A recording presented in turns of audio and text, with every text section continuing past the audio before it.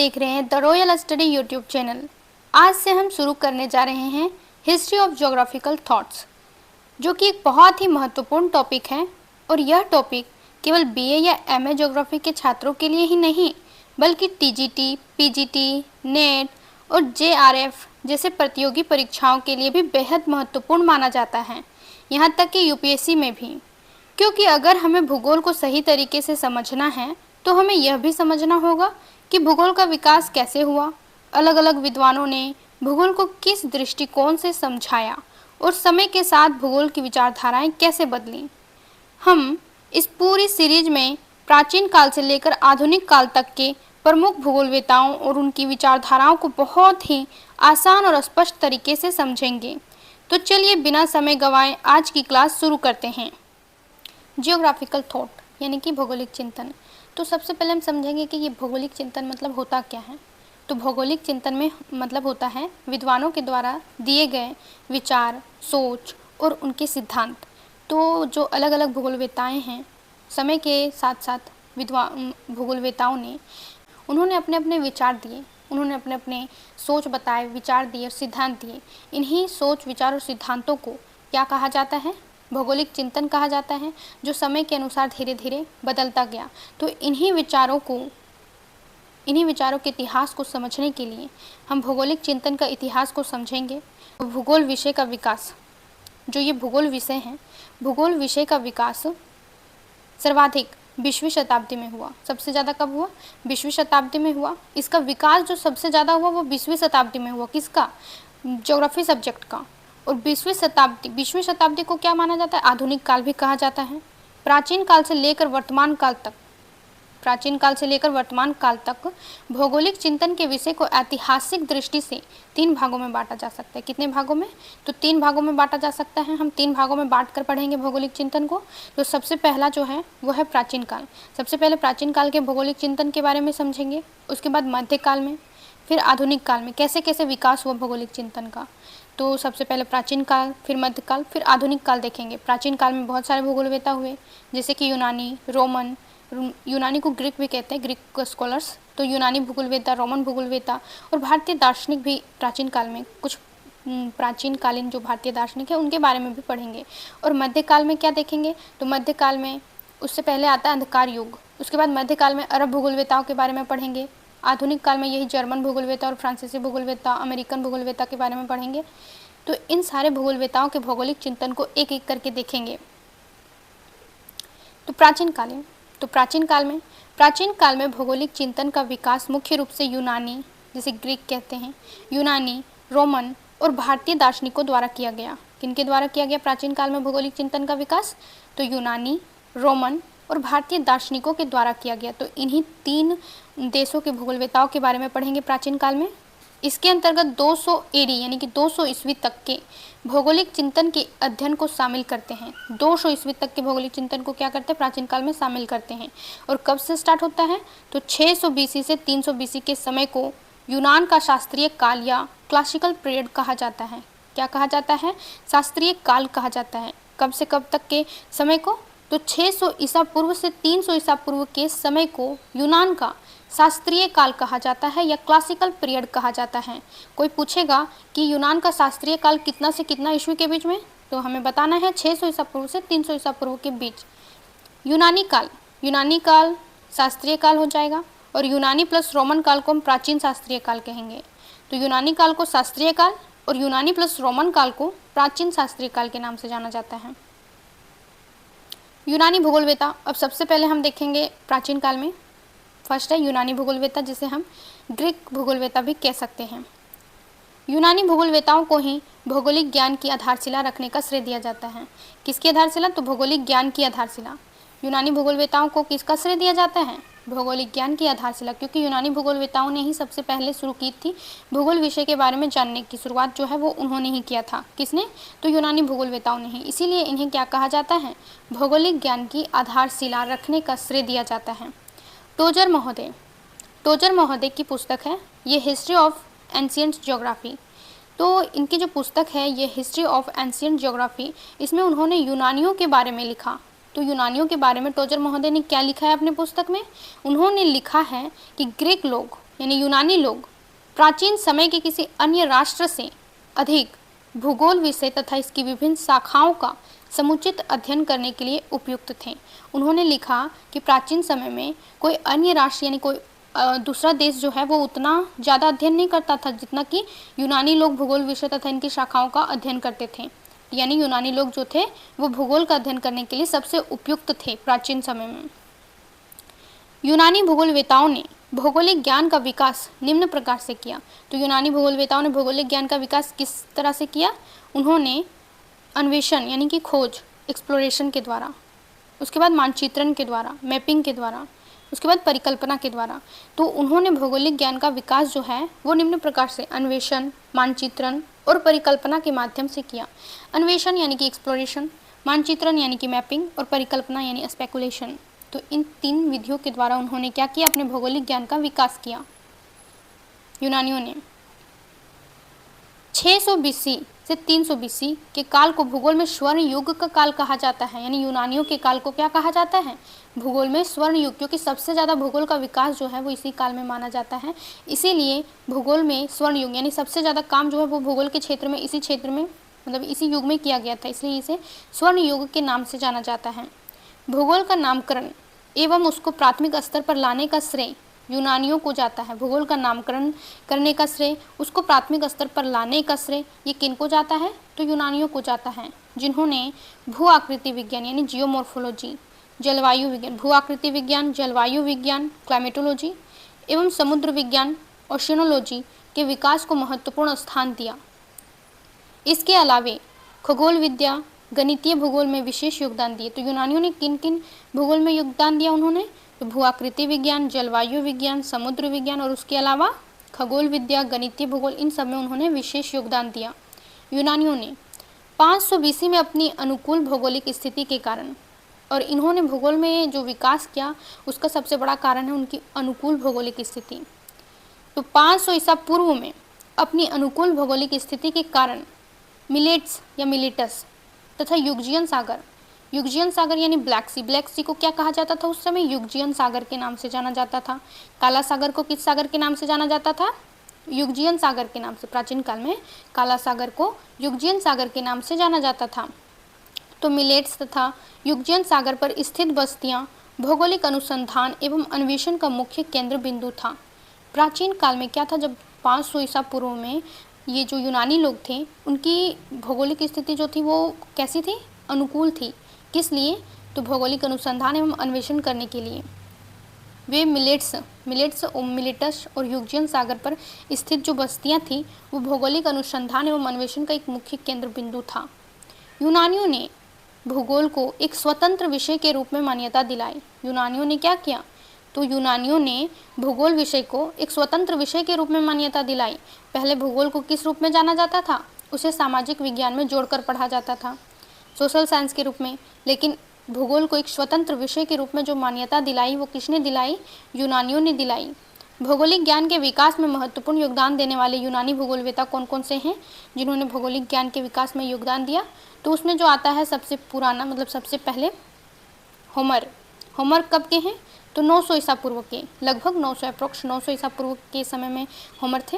Homer जो थे एक महाकवि थे। उसके बाद थेल्स का जो समय काल है वो 640 से 546 ईसा पूर्व है। 640 से 546 के बीच में थेल्स का काल है। उसके बाद आते हैं एनेक्सीमेंडर जो 610 से 546 ईसा पूर्व के बीच में रहे और अपना योगदान दिए। एनेक्सीमेंडर के बाद आते हैं पाइथागोरस का जो समय काल है वो है लगभग 300 ईसा पूर्व के आसपास उन्होंने कार्य किया। हिकेटियस लगभग 500 ईसा पूर्व के आसपास। हेरोडोटस लगभग 484 से 425 ईसा पूर्व के आसपास। हिप्पोक्रेटस का काल नहीं दिया गया है। प्लेटो 428 ईसा पूर्व से लेकर 348 ईसा पूर्व के बीच। अरस्तु जिसे एरिस्टोटल के नाम से भी जाना जाता है, ये 384 से 322 ईसा पूर्व के बीच। थियोफ्रेस्टस ये 370 ईसा पूर्व के आसपास। इरेटोस्थनीज 276 ईसा पूर्व से 194 ईसा पूर्व के बीच। हिपार्कस 190 ईसा पूर्व से 125 ईसा पूर्व के बीच। हिपार्कस के बाद आते हैं पोसिडोनियस 135 ईसा पूर्व से 50 ईसा पूर्व के बीच। तो ये कुल 13 जो महत्वपूर्ण यूनानी भूगोलवेता हैं, प्राचीन यूनानी भूगोलवेता, ये बहुत ही इम्पोर्टेंट है, इनका नाम याद करके रखना है। जैसे कि सबसे पहले हम लोग पढ़े होमर, होमर के बाद थेल्स, थेल्स के बाद अनेक्सीमेंडर, अनेक्सीमेंडर के बाद पाइथागोरस, पाइथागोरस के बाद हिकेटियस, हेरोडोटस, हिपोक्रेटस, प्लेटो, अरस्तु, थियोफ्रेस्टस, इरेटोस्थनीज, हिपार्कस, पोसिडोनियस। अब सबके बारे में, होमर के, थेल्स के, अनेक्सीमेंडर, ये सभी भूगोलवेताओं के बारे में हम एक एक करके पूरे विस्तार से पढ़ेंगे। सबसे पहले हम देखते हैं होमर को। तो होमर महोदय जो कि लगभग 900 ईसा पूर्व के आसपास इनका समय काल है। तो सबसे पहले इनके परिचय देखेंगे। परिचय, तो होमर जो हैं वो एक प्रसिद्ध यूनानी महाकवि थे। क्या थे? एक प्रसिद्ध यूनानी महाकवि थे। इनका जन्म 900 ईसा पूर्व अनुमानित है, मतलब लगभग 900 ईसा पूर्व के बीच में ही आसपास हुआ था, ये अनुमानित है। जन्म स्थान आयोनिया, वर्तमान तुर्की का पश्चिमी भाग। तो वर्तमान में अगर वर्ल्ड मैप में हम देखें तो वर्तमान में जो तुर्की का पश्चिमी भाग है उसे उस समय किस नाम से जाना जाता था? तो आयोनिया या आयोनियन प्रदेश के नाम से जाना जाता था। तो आयोनिया में क्या हुआ था? इनका जन्म हुआ था। प्रमुख रचनाएं, तो होमर की जो प्रमुख रचनाएं हैं वो है इलियड और ओडिसी। ये बहुत ही इम्पोर्टेंट है, जो हमेशा पूछा जाता है एग्जाम में। होमर की जो दो महत्वपूर्ण रचनाएं हैं इलियड और ओडिसी, ये महाकाव्य हैं। क्या है? महाकाव्य है। इलियड और ओडिसी जो है वो होमर के महाकाव्य हैं, क्योंकि ये एक कवि थे ना, महाकवि थे। तो इन्होंने क्या लिखा है? महाकाव्य लिखा है इलियड और ओडिसी, जिसमें इन्होंने ज्योग्राफी का कुछ पॉइंट्स इन्होंने डाला है, ज्योग्राफी के बारे में बताया है। तो भूगोल में योगदान क्या रहा होमर का? तो अब योगदान देखते हैं। तो होमर ने भूगोल को साहित्य के माध्यम से प्रस्तुत किया। होमर ने भूगोल को क्या किया? साहित्य के माध्यम से प्रस्तुत किया। होमर महोदय का मानना था कि पृथ्वी गोल है। पृथ्वी कैसी है? पृथ्वी गोल है, जो चारों तरफ से सागर सरिता से घिरा हुआ है। उनका मानना था कि पृथ्वी गोल है और चारों साइड से क्या है? बड़े बड़े महासागर और नदियां जो हैं वो उसके चारों साइड से हैं। इनके ग्रंथों में यात्रा विवरण और भौगोलिक विशेषताओं का वर्णन मिलता है। होमर के ग्रंथों में यात्रा विवरण, क्योंकि वे जो हैं वो यात्रा करते रहते थे और यात्राओं का विवरण वे करते रहते थे अपने महाकाव्यों में। तो उनके ग्रंथों में क्या मिलता है? यात्रा विवरण और भौगोलिक विशेषताओं का वर्णन मिलता है। इलियड और ओडिसी में इन्होंने यूनानी सभ्यता के विभिन्न क्षेत्रों का सांस्कृतिक और भौगोलिक चित्रण किया। किनका? यूनानी सभ्यता का। यूनानी सभ्यता के जितने भी क्षेत्र थे, तो यूनानी सभ्यता के क्षेत्रों का उन्होंने सांस्कृतिक और भौगोलिक चित्रण दोनों किया है। होमर ने चारों दिशाओं से आने वाली पवनों को कहा। तो उन्होंने चारों दिशाओं से जो आने वाली पवनें थी उनको क्या कहा? जैसे कि नॉर्थ साइड से आने वाली पवनों को उन्होंने बोरस कहा। क्या कहा? बोरस। उसके बाद दक्षिण दिशा से आने वाली पवनों को उन्होंने नॉर्ट्स कहा, नॉर्ट या नॉर्ट्स। पूर्व दिशा से आने वाली पवनों को ह्यूरोस कहा और पश्चिम दिशा से आने वाली पवनों को उन्होंने जेफ्रान कहा या जेफ्रस, जेफ्रान या जेफ्रस। ये बहुत इंपॉर्टेंट है, याद रखिएगा कि उत्तर की ओर से बोरस, दक्षिण की तरफ नॉर्ट्स, पूर्व की तरफ से ह्यूरोस और पश्चिम की तरफ से जेफ्रान या जेफ्रस। अब आ गए हम थेल्स में। थेल्स जो कि दूसरे महत्वपूर्ण विद्वान हैं, ज्योग्राफर हैं, यूनानी भूगोलवेता। थेल्स का समय काल 640 ईसा पूर्व से 546 ईसा पूर्व के बीच है। थेल्स का परिचय देखते हैं। थेल्स एक विख्यात यूनानी दार्शनिक था। क्या था थेल्स? तो थेल्स महोदय एक विख्यात यूनानी दार्शनिक थे, एक यूनानी फिलोसफर थे। निवासी, ये भी उत्तरी आयोनिया के मिलेटस का निवासी था। जो थेल्स थे वो उत्तरी आयोनिया के मिलेटस का निवासी थे। मिलेटस जो कि मियंडर नदी के मुहाने पर स्थित है। कौन सी नदी? मियंडर नदी। मिलेटस कहाँ पे स्थित है? मियंडर नदी के मुहाने पर स्थित है। तो थेल्स यहीं के निवासी थे। ये एक गणितज्ञ और खगोल शास्त्री भी थे, गणितज्ञ भी थे और खगोल शास्त्री भी थे। थेल्स को यूनान के 7 बुद्धिमानों में से एक माना जाता है। थेल्स को क्या माना जाता है? यूनान के 7 बुद्धिमानों में से एक माना जाता है। इन्हें पहला पश्चिमी दार्शनिक भी कहा जाता है। क्या कहा जाता है? पहला पश्चिमी दार्शनिक भी माना जाता है थेल्स को। प्राकृतिक विज्ञान तथा दर्शन शास्त्र का जन्मदाता। किसका? प्राकृतिक विज्ञान तथा दर्शन शास्त्र का जन्मदाता था। जो थेल्स थे वो प्राकृतिक विज्ञान का और दर्शन शास्त्र का जन्मदाता थे। ये पहले व्यक्ति थे जिन्होंने अपने आप को दार्शनिक कहा। तो इसमें बहुत सारे पॉइंट बन रहे हैं, जैसे कि थेल्स को क्या माना जाता है? पहला पश्चिमी दार्शनिक माना जाता है और इन्हें यूनान के 7 बुद्धिमानों में से एक माना जाता है। और इन्होंने प्राकृतिक विज्ञान तथा दर्शन शास्त्र का मतलब जन्मदाता था। ये पहले व्यक्ति थे जिन्होंने अपने आप को क्या कहा, दार्शनिक कहा, फिलोसोफर कहा। तो ये पहले व्यक्ति थे जिन्होंने अपने आप को दार्शनिक कहा था। प्रमुख रचनाएं, तो थेल्स की प्रमुख रचनाओं में क्या जाता है, इन्होंने कोई लिखित रचना जो है इनकी उपलब्ध नहीं है। मतलब थेल्स का ऐसा कोई प्रमाण नहीं मिलता है कि इनकी कोई लिखित रचना है, तो इसका कोई प्रमाण नहीं मिलता है। भूगोल में योगदान, तो थेल्स का भूगोल में क्या योगदान रहा है? थेल्स ने गणितीय भूगोल के क्षेत्र में महत्वपूर्ण योगदान दिया। किसमें? तो गणितीय भूगोल के क्षेत्र में, क्योंकि ये गणितज्ञ भी थे और खगोल शास्त्री थे। तो गणितज्ञ थे तो गणितीय भूगोल में इनका योगदान होगा। गणितीय भूगोल के क्षेत्र में महत्वपूर्ण योगदान दिया है थेल्स ने। इन्होंने ज्यामिति के अनेक प्रमेय की रचना की। इनकी ज्योमेट्री, तो ज्योमेट्री के अनेक प्रमेयों की रचना की है। थेल्स वह प्रथम विद्वान थे जिन्होंने गणितीय विधि से पृथ्वी को मापने का पहला प्रयास किया तथा विभिन्न स्थानों को अंकित करने का प्रयास किया। तथा उन्होंने क्या किया? विभिन्न स्थानों को अंकित करने का प्रयास किया। उन्होंने पृथ्वी को जल से उत्पन्न माना और कहा कि जल ही सभी चीज़ों का मूल तत्व यानी प्राइम एलिमेंट है। थेल्स ने क्या माना कि पृथ्वी में जितने भी जीव जंतु या पृथ्वी का जो जीवन है, जीव जंतु वनस्पति, इन सब का जीवन जो है वो जल से उत्पन्न हुआ। उन्होंने क्या माना कि इन सब का जो जीवन है वो जल से उत्पन्न है और जल ही सभी चीज़ों का क्या है, मूल तत्व है, प्राइम एलिमेंट है, सभी चीज़ें जल से ही बनी हैं। उन्होंने नील नदी की बाढ़ के कारणों को समझने का प्रयास किया। थेल्स ने क्या किया? नील नदी में जो बाढ़ आते थे तो उनके बाढ़ के कारणों को समझने का भी प्रयास किया है। उन्होंने पहली बार यह तर्क दिया कि पृथ्वी एक चपटी डिस्क के समान है और जल पर तैर रही है। तो ये क्वेश्चन हमेशा पूछा जाता है कि ये किसने कहा था कि पृथ्वी जो है वो चपटी डिस्क के समान है और जल पर तैर रही है? तो ये थेल्स का मानना था कि पृथ्वी चपटी डिस्क के समान है। इस प्रकार से, जिस प्रकार से मैप में दिखाया जा रहा है एक डिस्क के समान पृथ्वी है, तो इसी प्रकार से उन्होंने इमेजिन किया था कि पृथ्वी किस प्रकार से है, इस प्रकार से चपटी डिस्क के समान है और यह क्या है, जल पर तैर रही है। जैसे कि यहाँ पे क्या है, नीचे जल है और जल पर जो पृथ्वी है वो तैर रही है, चपटी डिस्क की तरह है। तो प्राचीन में जितने भी भूगोलवेता आए उन्होंने पृथ्वी को इसी प्रकार से माना है कि पृथ्वी कैसी है, चपटी डिस्क के समान है, वो जल पे तैर रही है। उन्होंने सूर्य ग्रहण और चंद्र ग्रहण की सटीक भविष्यवाणी की। किसने? थेल्स ने। थेल्स महोदय ने सूर्य ग्रहण और चंद्र ग्रहण की सटीक भविष्यवाणी की, जो खगोलीय भूगोल के लिए एक महत्वपूर्ण उपलब्धि थी। किसके लिए? खगोलीय भूगोल के लिए। तो सूर्य ग्रहण और चंद्र ग्रहण कब होता है? तो जब सूर्य और पृथ्वी, जब सूर्य और यहाँ पे है चंद्रमा, ये है सन और ये है मून, उसके बीच में पृथ्वी आ जाती है तो क्या होता है, चंद्र ग्रहण लगता है। क्योंकि चंद्र पे ग्रहण लग गया, क्योंकि बीच में पृथ्वी आ गई, तो इसे हम क्या कहते हैं, चंद्र ग्रहण कहते हैं। और ये जो चंद्र ग्रहण होता है वो हमेशा किस समय होता है? पूर्णिमा के समय। पूर्णिमा के समय चंद्र ग्रहण लगता है। और नीचे का जो पिक्चर है वो है सूर्य ग्रहण का। सूर्य ग्रहण कब लगता है? जब पृथ्वी और सूर्य के बीच में चंद्रमा आ जाती है तो सूर्य ग्रहण लगता है। और ये जो सूर्य ग्रहण और चंद्र ग्रहण, तो सूर्य ग्रहण हमेशा अमावस्या के समय लगता है।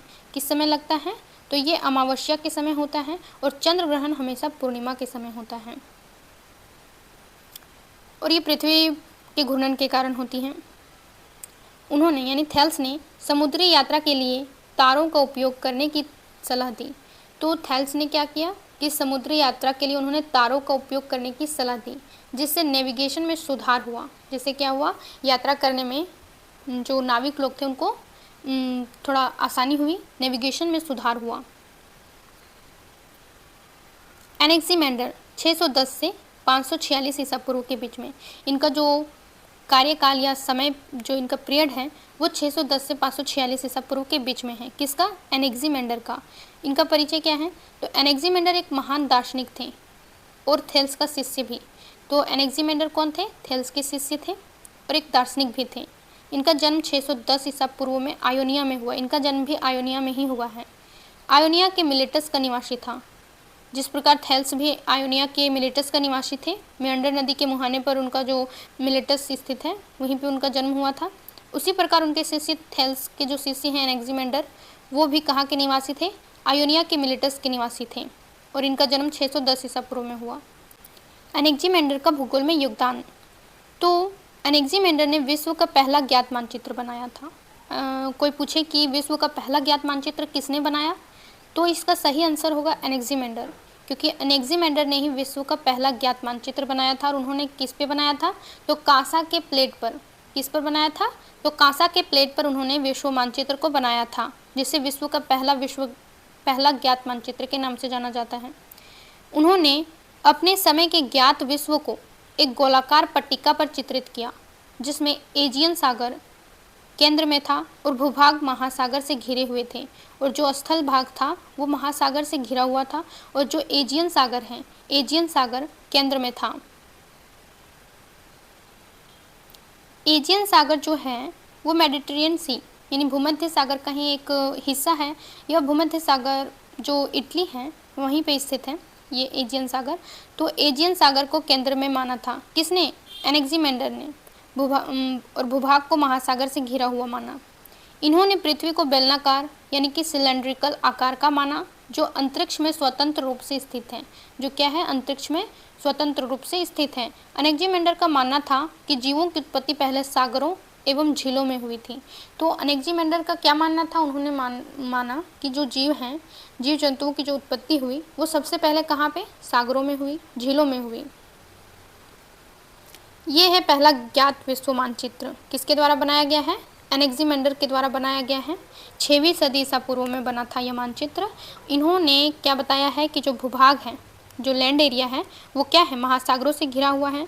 चारों साइड से क्या है, ओशियन है, और बीच में लैंड एरिया है, मतलब कि लैंड भाग है, मतलब भूभाग है, जिसमें ये है नॉर्थ में यूरोप है, इधर एशिया है, और ये लिबिया अफ्रीका को ही बोला जाता है। उस समय अफ्रीका को किस नाम से जाना जाता है, लिबिया के नाम से अफ्रीका को। और बीच में एजियन सागर, मेडिटेरियन सी का जो एजियन सागर है यहाँ पे, तो इसे केंद्र में माना उन्होंने। क्या माना, केंद्र में माना एजियन सागर को। और ये मानचित्र जो है वो एनेक्सीमेंडर के द्वारा बनाया गया था। एनेक्सीमेंडर ने सर्वप्रथम एक बेबीलोनियन यंत्र नोमोन बनाया। क्या बनाया, एक बेबीलोनियन यंत्र बनाया था जिसका नाम था नोमोन। कहीं कहीं नेमोन भी लिखा होता है। तो नोमोन का रचना किया किसने, एनेक्सीमेंडर ने।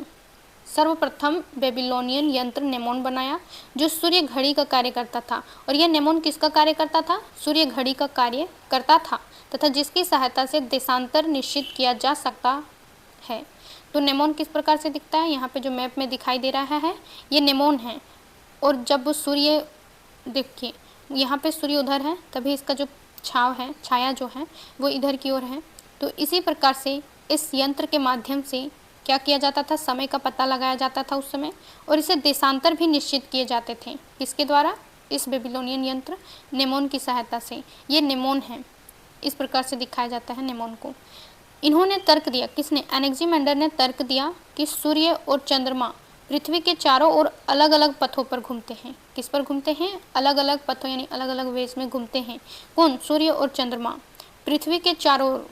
सूर्य और चंद्रमा दोनों जो हैं वो पृथ्वी के चारों ओर घूमते हैं और अलग अलग पथों में घूमते हैं, यानी कि पृथ्वी बीच में है और उसके चारों ओर क्या करते हैं, सूर्य और चंद्रमा जो है वो घूमते हैं। इन्होंने बताया कि वर्षा समुद्र के वाष्पीकरण से बनती है। और एनेक्सीमेंडर ने क्या बताया कि जो वर्षा होती है वो कैसे बनती है, समुद्र के वाष्पीकरण से बनती है। पाइथागोरस लगभग 300 ईसा पूर्व। तो पाइथागोरस का समय काल कब है, लगभग 300 ईसा पूर्व है। 300 ईसा पूर्व के आसपास इनका कार्यकाल है। तो पाइथागोरस का परिचय, यूनानी विद्वान पाइथागोरस एक महान दार्शनिक, गणितज्ञ, नक्षत्र विज्ञानी तथा भूगोलवेता था। ये पाइथागोरस कौन थे, तो ये एक महान दार्शनिक, गणितज्ञ और नक्षत्र विज्ञानी तथा भूगोलवेता थे। पाइथागोरस ने सर्वप्रथम ब्रह्मांड विज्ञान के संबंध में विचार व्यक्त किए। सर्वप्रथम किनके संबंध में, ब्रह्मांड विज्ञान के संबंध में इन्होंने अपना विचार व्यक्त किया। इसी समय पाइथागोरियन स्कूल की स्थापना हुई। इस स्कूल की, तो पाइथागोरियन स्कूल की स्थापना हुई, जहां उनका अधिकांश समय व्यतीत हुआ। किनका, पाइथागोरस का। इन्होंने अपने इस स्कूल में अपनी शिक्षा दीक्षा दी और उनका अधिकांश समय इसी स्कूल में बीता। भूगोल में योगदान, तो भूगोल में इनका क्या योगदान रहा है, इन्होंने सर्वप्रथम पृथ्वी को गोलाकार बताया। तो पाइथागोरस ने क्या बताया, सर्वप्रथम पृथ्वी को इन्होंने गोलाकार बताया। इन्होंने, पाइथागोरस ने। इन्होंने जलवायु के आधार पर पृथ्वी को 3 भागों में विभाजित किया। कितने भागों में? 3 भागों में इन्होंने जलवायु के आधार पर पृथ्वी को विभाजित किया। कौन कौन से? तो एक मध्य भाग यानी उष्ण प्रदेश, पृथ्वी का अंतिम किनारा शीत कटिबंध, और दोनों का मध्य भाग शीतोष्ण, जहाँ जो जिसे इन्होंने क्या माना? मानव बसाव योग्य, यानी शीतोष्ण भाग में इन्होंने मानव के बसने योग्य क्षेत्र माना। जैसे कि ये मिडिल वाला भाग जो मध्य भाग है वो उष्ण कटिबंधीय क्षेत्र है, उष्ण प्रदेश, तो इन्होंने मध्य भाग को उष्ण प्रदेश कहा। उसके बाद जो किनारे का पार्ट है, किनारे वाला पार्ट, इन्होंने शीत कटिबंध कहा। और बीच का जो मिडिल भाग है, ये जो मिडिल भाग है इसे इन्होंने शीतोष्ण कटिबंध कहा। और इस मिडिल वाले भाग को, ये जो मिडिल वाला भाग दिखाई दे रहा है, इन भागों में इन्होंने कहा कि ये मानव के बसाव योग्य है, यानी यहाँ पे मानव निवास कर सकते हैं, मानव के रहने लायक क्षेत्र हैं। ये किसने कहा? तो ये पाइथागोरस ने कहा। अब हिकेटियस के बारे में पढ़ते हैं, जिनका समय काल कब का है? लगभग 500 ईसा पूर्व है। तो 500 ईसा पूर्व के आसपास हिकेटियस का कार्यकाल या समय काल है। हिकेटियस मिलेटस का निवासी था। ये भी कहाँ के निवासी थे? तो मिलेटस के निवासी थे, जहाँ उनकी शिक्षा आयोनियन नामक संस्था में हुई, आयोनियन स्कूल में हुई। किनकी? हिकेटियस की शिक्षा दीक्षा जो हुई वो आयोनियन नामक संस्था में हुई। उसे टोजर ने भूगोल का जनक माना। तो हिकेटियस को भूगोल का जनक किसने माना है? टोजर महोदय ने भूगोल का जनक माना, क्योंकि उसने सर्वप्रथम भूगोल पर स्पष्ट वर्णन प्रस्तुत किए थे। तो सर्वप्रथम भूगोल पर स्पष्ट वर्णन इन्होंने प्रस्तुत किए थे, इसलिए टोजर महोदय ने इन्हें भूगोल का जनक माना। टोजर के अनुसार हिकेटियस प्रथम व्यक्ति था जिसने भूगोल विषय पर संग्रहित लेख लिखे। क्या किए? उन्होंने भूगोल विषय पर संग्रहित लेख लिखे। इसी कारण उसे सही अर्थों में भूगोल का जनक कहा जा सकता है। और टोजर महोदय ने कहा कि हिकेटियस जो थे वो पहले व्यक्ति थे जिन्होंने भूगोल विषय पर संग्रहित लेख लिखे। उन्होंने जितने भी लेख लिखे सब अभी संग्रहित हैं, उन्होंने संग्रहित लेख लिखे, इसी कारण उसे सही अर्थों में अगर हम कहें तो भूगोल का जनक कहा जा सकता है। ये टोजर के अनुसार हुआ। यह भूगोल के साथ साथ इतिहास का ज्ञाता और महान राजनीतिज्ञ भी था। जो हिकेटियस थे वो भूगोल के साथ साथ इतिहास के भी बहुत बड़े ज्ञानी थे और महान राजनीतिज्ञ भी थे, पॉलिटिशियन भी थे। भूगोल में योगदान। तो हिकेटियस का भूगोल में क्या योगदान है? तो इनकी प्रसिद्ध पुस्तक जस पीरियोडस किसकी पुस्तक है? तो यह हिकेटियस की पुस्तक है। जस पीरियोडस जो है वो हिकेटियस की पुस्तक है। तो जस पीरियोडस का मतलब क्या होता है? इसका अर्थ क्या है? पृथ्वी का अध्ययन। जस पीरियोडस का अर्थ है पृथ्वी का अध्ययन। तो जस पीरियोडस नामक ग्रंथ की रचना की तथा उन्होंने आदिवासित विश्व का सामान्य सर्वेक्षण प्रस्तुत किया। जस पीरियोडस को प्रादेशिक भूगोल का प्रथम ग्रंथ माना जाता है। क्या माना जाता है? तो इसे प्रादेशिक भूगोल का प्रथम ग्रंथ माना जाता है। इस पुस्तक को बाद में पेरिपल्स अथवा तटीय सर्वेक्षण भी कहा जाता है। ये जो जस पीरियोडस उनकी जो पुस्तक थी उनका नाम बाद में बदलकर क्या कर दिया जाता है? पेरिपल्स अथवा तटीय सर्वेक्षण। पेरिपल्स को हिंदी में हम क्या कहेंगे? तटीय सर्वेक्षण। और जस पीरियोडस को पृथ्वी का अध्ययन।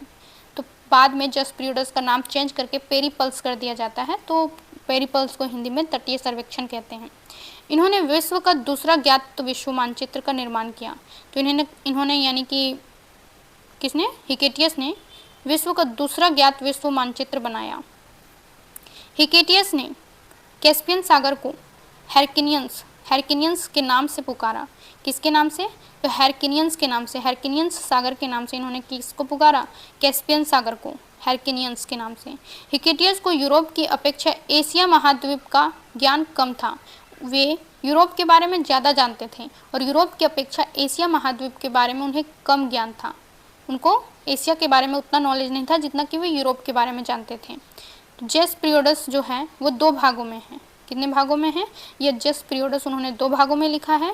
पहला में उन्होंने यूरोप का वर्णन किया है और सेकंड में उन्होंने एशिया और लीबिया का वर्णन किया, यानी कि एशिया और अफ्रीका का वर्णन किया है। उन्होंने पृथ्वी को एक सपाट गोल चपटी डिस्क तस्तरी के रूप में चित्रित किया। किसके रूप में? एक सपाट गोल चपटी डिस्क के रूप में चित्रित किया, यानी तस्तरी के समान उन्होंने पृथ्वी को चित्रित किया, जिसके चारों ओर महासागर से घिरी हुई थी। जिसके चारों ओर क्या थे? महासागर थे और बीच में भूभाग था। और इस प्रकार से उन्होंने पृथ्वी को एक तस्तरी के रूप में चित्रित किया। यहाँ पे मैप में देख सकते हैं कि चारों ओर से क्या है, ओशियन है, ये सभी क्या हैं, ओशियन हैं, और बीच में ज़मीनी भाग है। तो इस प्रकार से किसने, तो ये मानचित्र है जो वर्ल्ड मैप है वो किसने बनाया, तो ये हिकेटियस ने बनाया है। यह मानचित्र मुख्य रूप से भूमध्य सागर के चारों ओर केंद्रित था, और ये बीच में भूमध्य सागर है यहाँ पे, और भूमध्य सागर के चारों ओर क्या था, केंद्रित था। दुनिया को दो भागों में, दो मुख्य भागों यूरोप और एशिया, यूरोप और एशिया, एशिया जिसमें लीबिया यानी कि अफ्रीका शामिल था।